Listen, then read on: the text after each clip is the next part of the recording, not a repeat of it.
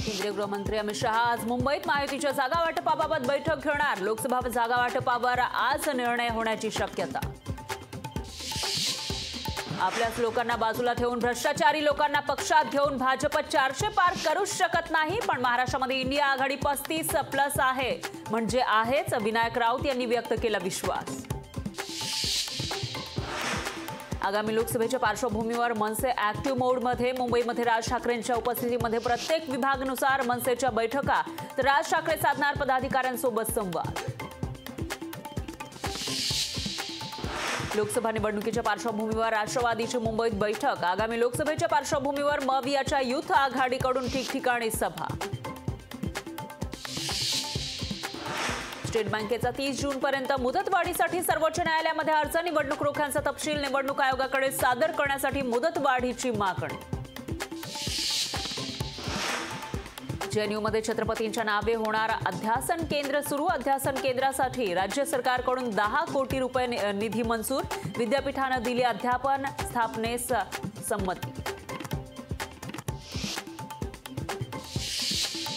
ऐन मार्चमध्ये मुंबईत थंडी वाढली। कुलाबा इथं 19 तर सांताक्रूजमध्ये 17.9 अंश सेल्सिअस किमान तापमान।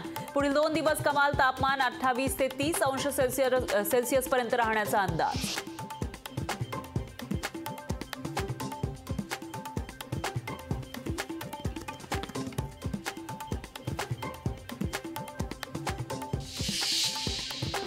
यूट्यूबवर लोकशाहीची प्रेक्षक संख्या 10 लाखांवर। वर्षभरात लोकशाहीच्या प्रेक्षक संख्येमध्ये वेगानं वाढ। यूट्यूबवरही महाराष्ट्रातील प्रेक्षकांची लोकशाहीला पसंतीची पावती। राज्यात 17,000 जागांवर पोलिसांची भरती। मुंबईमध्ये 3,500 पोलीस पदं भरणार। भरती प्रक्रियेला होणार आजपासून सुरुवात।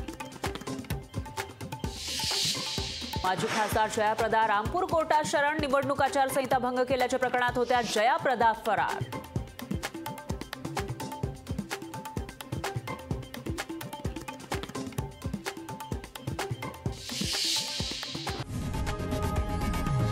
लोकशाही मराठी ऐका, पहा, जागरूक रहा।